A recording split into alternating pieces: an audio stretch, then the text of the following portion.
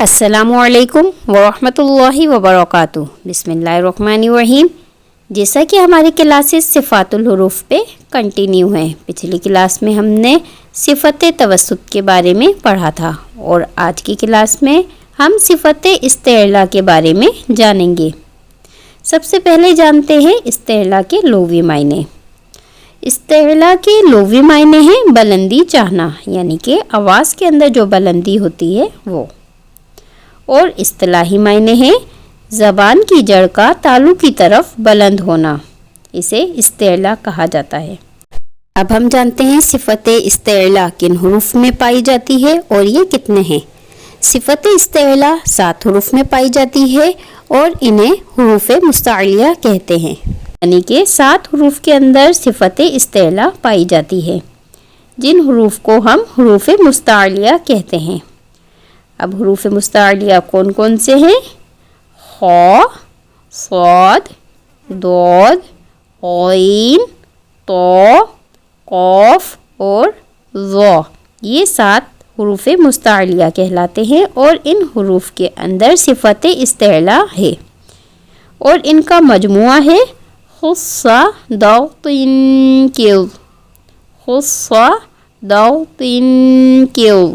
اب اس کے اندر دیکھیں، خ بھی موجود ہے، صاد بھی موجود ہے، ضاد، غین، ط، قاف اور ظ، یعنی کہ 7 کے 7 جو حروف ہیں حروف مستعلیہ وہ اس مجموعے کے اندر موجود ہیں۔ اب اس کی ادائیگی کے بارے میں جانتے ہیں۔ حروف مستعلیہ کو ادا کرتے وقت زبان کی جڑ تالو کی جانب بلند ہوتی ہے اور یہ حروف پر یعنی کہ موٹے پڑھے جاتے ہیں۔ زبان کی جڑ جہاں سے زبان شروع ہو رہی ہے، جب یہ اٹھتی ہے اوپر تالو کی طرف تو یہ حروف پر ہو جاتے ہیں، یعنی کہ موٹے ہو جاتے ہیں، یعنی کہ آواز جو ہے وہ بلند ہو جاتی ہے۔ اب ہم اس کی مشق کر کے دیکھتے ہیں۔ سب سے پہلے خ، خ پر پڑھا جانے والا حروف ہے۔ حمزہ خ زبر اخ، حمزہ خ زبر اخ، اخ۔ ایسے ہی خلق، خلق، خبیر، خبیر، نخلا، نخلا۔ ایسے ہی اب ہم صاد کی مثال دیکھتے ہیں۔ صاد، حمزہ صاد زبر اص، اص، صواباً، صواباً۔ ایسے ہی فاصبر، فاص، فاص۔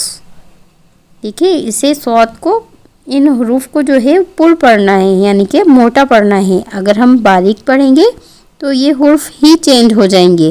جیسے اگر ہم صاد کو باریک پڑھیں گے تو یہ تو سین بن جائے گا، جیسے فصبر، فصبر۔ اب یہ تو غلط ہو جائے گا، اس کے معنی ہی تبدیل ہو جائیں گے، تو اسے پر کر کے پڑھنا ہے، فصبر۔ ایسے ہی فصل، فصل۔ اب ضاد کی مثال لیتے ہیں۔ ضاد، حمزہ ضاد زبر اض، اض۔ ایسے ہی قضباً، قضباً۔ یضحکون، یض، یضحکون۔ اگر دیکھیں ضاد کو ہم باریک پڑھیں گے تو یہ بن جائے گا یضحکون، ید، یعنی یہ ضاد جو ہے یہ دال بن جائے گا، یضحکون۔ پھر یہ تو جو الفاظ ہے یہی چینج ہو جائے گا، اس کے معنی ہی تبدیل ہو جائیں گے۔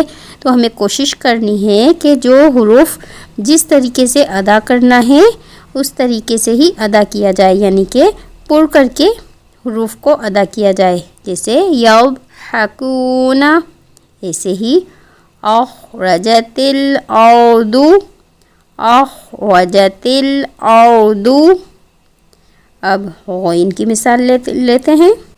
حمزہ غین زبر او، او۔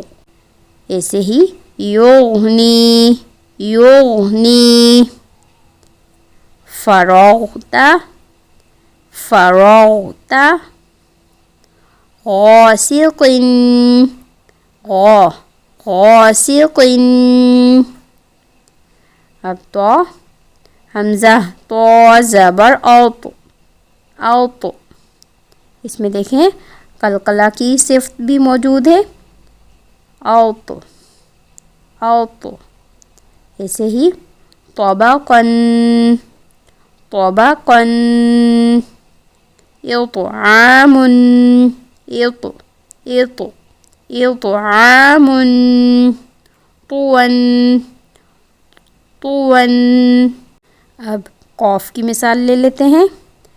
حمزہ قوف زبر اوق اوق اوق. ایسے ہی قریشن قریشن. قال قال. من علق من علق. ایسے ہی اب ہم ذو کی مثال لے لیتے ہیں. حمزہ ذو زبر او حمزہ ذو زبر او او.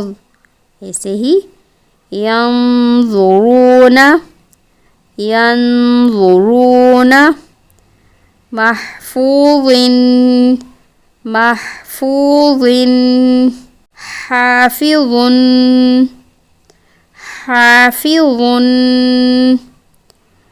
مجھے امید ہے آپ لوگوں کو حروف مستعلیہ اچھے طریقے سے سمجھ میں آ گئے ہوں گے. لیکن اگر پھر بھی کوئی بات سمجھ میں نہیں آئی ہو تو کمنٹ باکس میں کمنٹ کر کے مجھ سے معلوم کر سکتے ہیں. اس کے ساتھ ہی مجھے اجازت دیجیے. دعاؤں میں یاد رکھیے گا. اللہ حافظ.